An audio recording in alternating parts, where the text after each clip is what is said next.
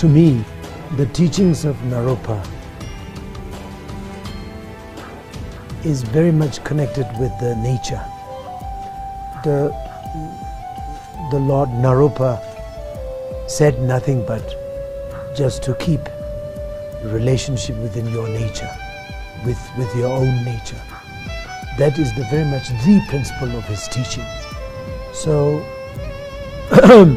follower of Naropa, for example, like myself, we try our best to keep the relationship within yourself and the nature of the country, nature of the nature, and all the elements, for example. We live on all the elements. We can't survive without naturing the nature. So therefore, we are really keeping ourselves together with the nature. And we are preserving the nature, saving the nature.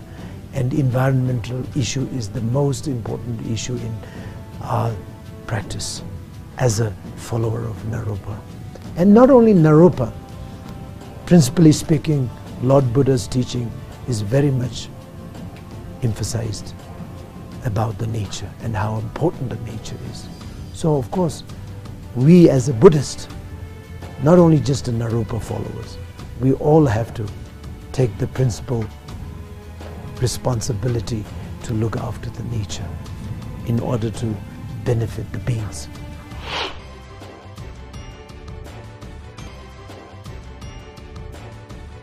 I think normally we can't really keep the balance between the external richness and the internal richness.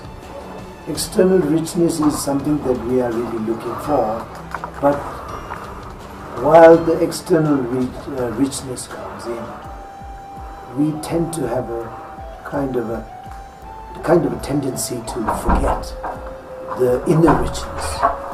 So there's no balance.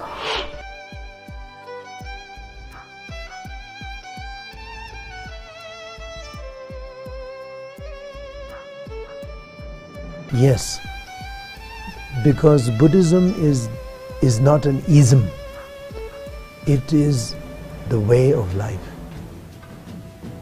In fact, it is a wrong terminology we are using always, saying that ism, Buddhism, and something ism.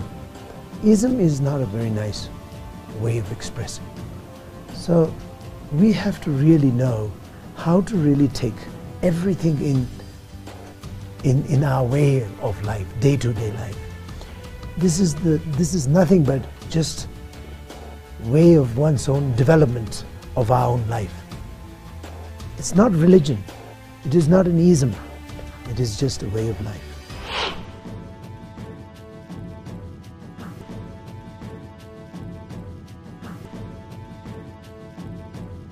That's not right, actually. Meditation needs to be combined together with the humanitarian activities. The minute you separate these two in your life, you may not be able to do anything. So therefore, most important anyway, a part of your practice is to marry these two together. The activities of humanitarian